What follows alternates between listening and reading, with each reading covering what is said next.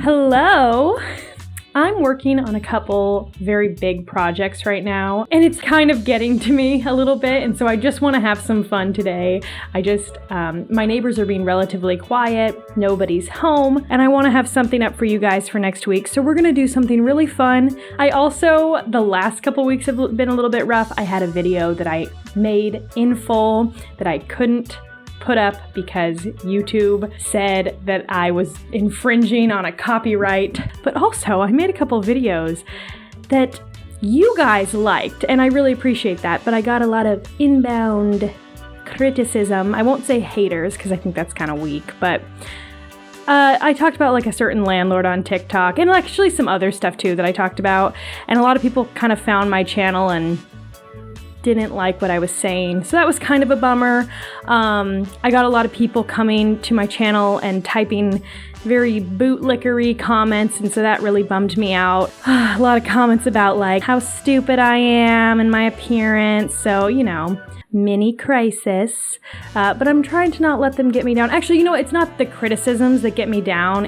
What gets me down is the fact that so many people in the world truly believe that they're closer to becoming a billionaire than they are to becoming homeless, when that's not the case. And they've been sold a lie. And so when we really get down to it, what really bums me out is the fact that they don't see the scam. Anyways, I'm rambling. Let's get into the fucking video. I'm Kelgore. This is my channel. Like, subscribe, comment.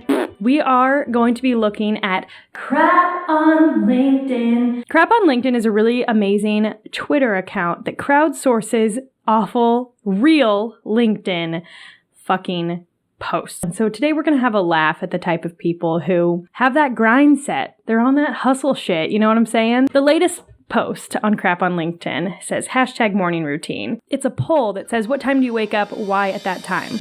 And the options are 4 a.m., 5 a.m., or 6 a.m. And then it says, other leave-in comments. Obviously, I talked about this pretty much at length. If you want to get up early, 100% do that. I think that getting up early can be a beautiful thing, especially if there's something in the morning you really like. If you like to run or go fishing, or you just like to have tea while it's still quiet, or if you like to get up and work during that time so you can do different stuff later. Great. I don't care. A lot of these LinkedIn bros think that getting up early isn't a choice. It's like this compulsory thing that you have to do if you want to ever make it. The next one, I thought this one was really horrifying. On April 2nd, my wife gave birth to our first child, a beautiful daughter, and I really had to do this. Work from hospital. Yes, WFH had become work from hospital rather than work from home for me, and I have no complaints. None at all. In fact, I can't help but see the positive side of the post-pandemic work norms. I mean, I can still be committed to my work while happily taking a peek at my baby girl. I like how work is in the forefront and the baby girl is just in the background in case you want to take a peek at her. Being a father is an emotion that can't be explained in mere words, and staying away from your child is very hard. Working from the office would have made things difficult. I'd have to take a few days off and lose the continuity of work. But thanks to the present working conditions, I am able to give my best to my clients and to my family. No, you're not. You literally are not. I'm able to balance my family and work. Right now, for me, work is where the family is, and family is where work is. And boy, am I incredibly happy for that. #fatherhood, #new beginning, #work-life balance, #startup life. Oh, you're starting up life, all right. You're starting up your kid's life terribly. And then there's the photo. They're sitting there. Dad's got a little desk in the hospital, and mom's sitting there with a fresh baby.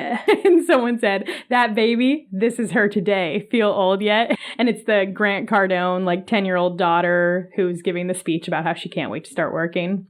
Oh my God. Someone changed the emojis on the picture. The mom's super mad.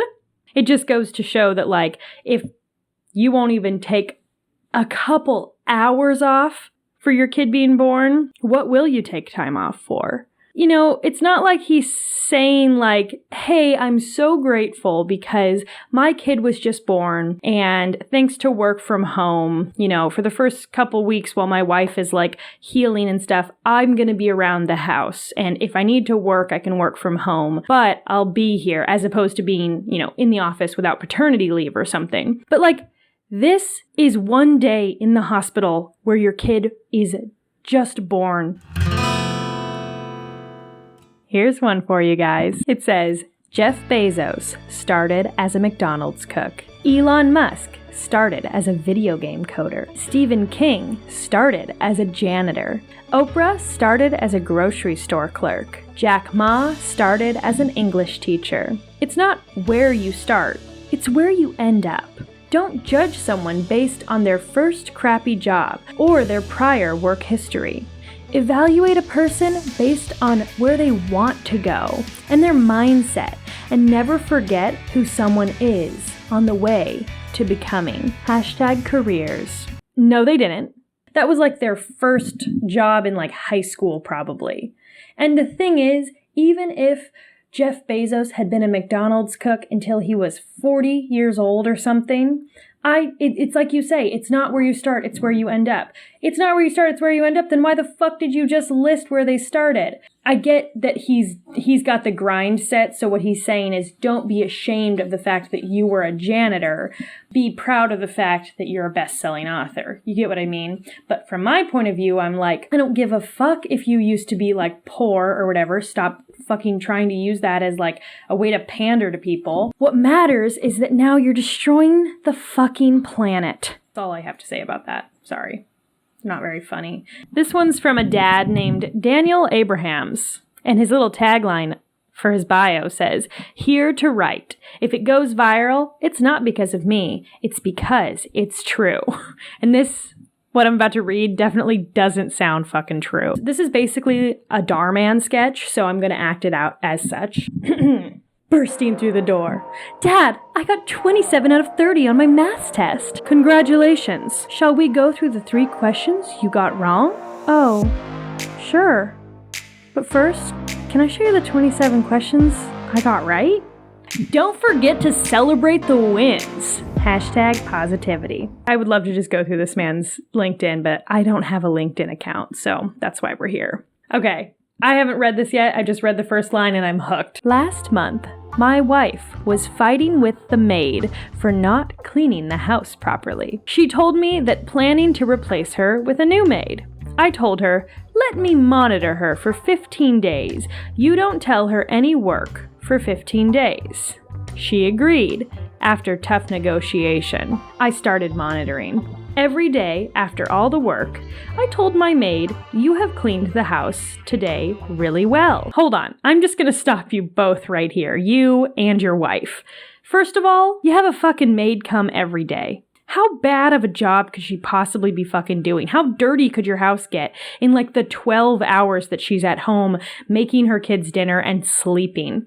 Second of all, I'm just assuming since you have a maid and your wife is, I don't know. I'm just going to assume that she doesn't work. But you clearly also have the time to monitor your maid for 15 whole fucking days, which is such a weird arbitrary number. Like, you'd think maybe he'd be like, oh, like, let me see how she does tomorrow. Why 15 days? Also, that is not called monitoring. That is called micromanaging.